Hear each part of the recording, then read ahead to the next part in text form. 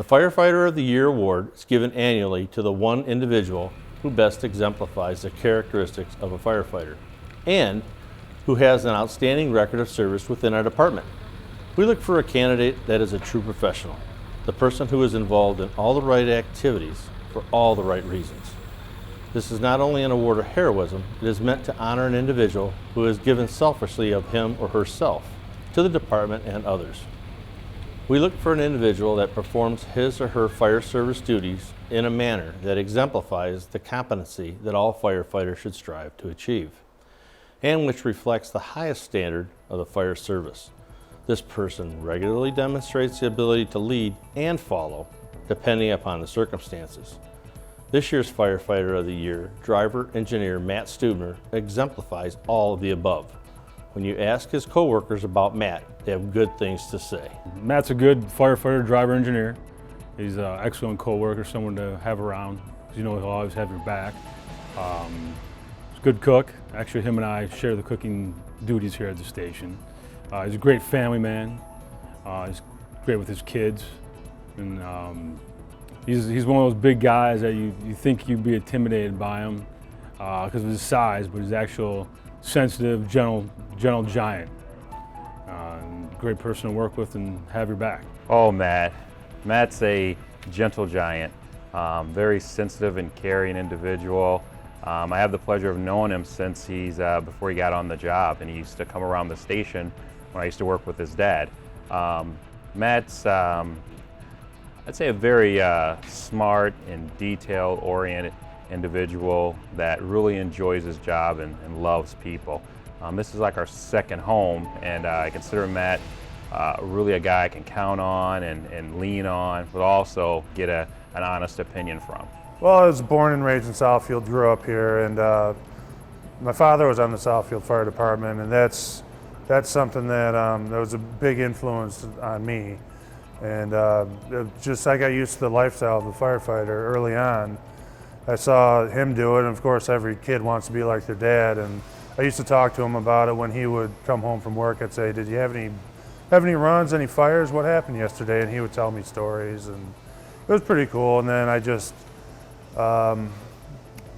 really thought nothing would be more gratifying than helping people for a living. So kind of a no-brainer. I was one of the lucky kids who knew what they wanted to do when they grew up, and after graduating high school, pursued that career and went to the fire academy and got my associate's degree from Oakland Community College and started testing. And Southfield was my first choice because it's my hometown and that's what I wanted to do. Was a firefighter for about almost the first 7 years of my career, and then I tested for the driver engineer position, which I currently hold. And I've been doing that for going on 10 years this July. And the interesting thing about that is my father was a driver engineer. He retired in July of 2005, and that's when I took over his position. So that was kind of a neat thing that son took over father's position, and I've been doing that ever since. It was one of those days in January where it was 10 below zero, and they dispatched two stations initially, Station 4, Station 5. And we get there, and there was an obvious fire. It's a big V-shaped building, and it was a 3-story building, and the fire was on the third floor right in the corner of the V. So, and when it was a kitchen fire, and when the person evacuated the apartment, they left their door open, so it started filling the rest of the complex with smoke. It was at that time when they told me a guy and his daughter are trapped up on the third floor, and I was by myself. I'm the whole truck company, it's just me. So they said there were heavy smoke conditions. I got to the first landing, and it was very heavy smoke conditions. Rule of thumb in the fire service is you risk a lot to save a lot. When I heard that there was a man and his daughter up there, I have to do what I can do, even though I'm by myself. So I went up the stairs. It was just thick black. I was feeling the outside wall the whole time. When I got to the third floor, I was thinking to myself, I can't believe anybody would even be able to survive these conditions. So I started feeling down the wall, and pretty soon I bumped into something, and it ended up, I felt it was a wheelchair. And it wasn't an average wheelchair, it was one of the extra wide ones for larger people. and I could feel his arms sprawled out, and he was just very lucid.